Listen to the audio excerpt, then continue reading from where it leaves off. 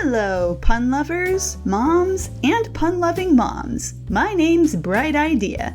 Tell me if this story sounds familiar.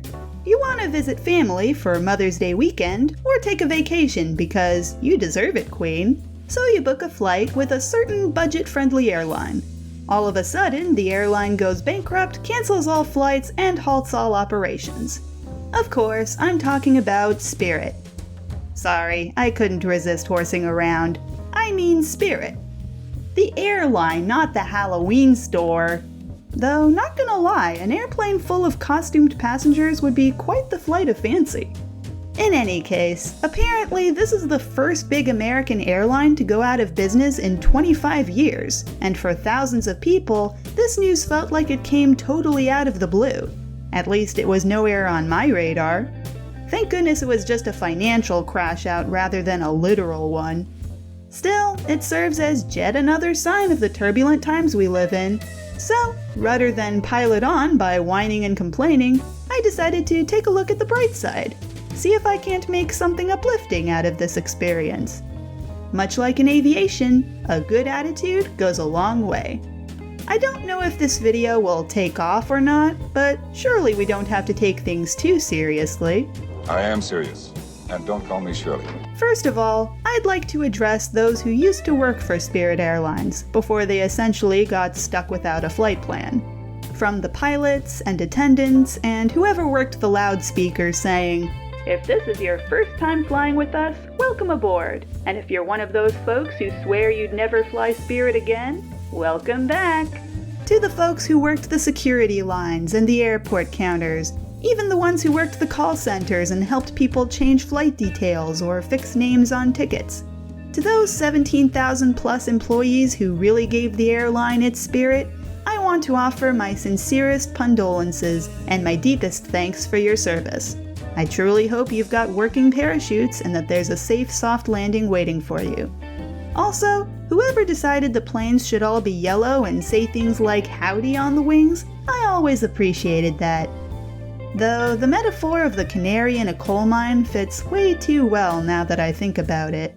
Next, I want to commiserate with my fellow former Spirit customers.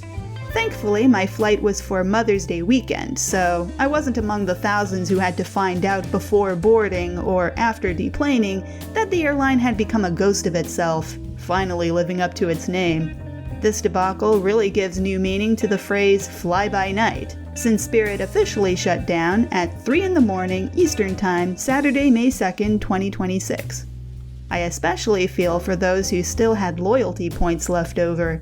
I doubt those will still carry on their worth. If you or someone you know had plans that went up in the air or got stranded away from home due to this recent event, please share your story in the comments below. It must have been quite the week. I imagine many of you have had to or still have to wing it to figure out ways of getting home that don't mean missing connecting flights or breaking the bank. Finally, to take this video in for a landing, I want to say hi to my mom, who I had to miss seeing in person this holiday.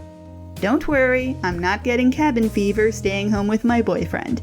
In the aftermath of our plans getting foiled, or spirited away if you will, I decided to search through my old emails to find the earliest mention of Spirit and see just how long I've been flying with them.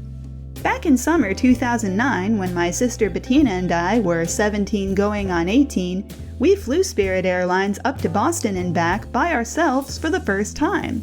She and I spent a couple weeks touring different college campuses together, discovering 90s shows like Animaniacs and Freakazoid, and Skyping our parents and younger brother back home. These were the days before Zoom, you youngins.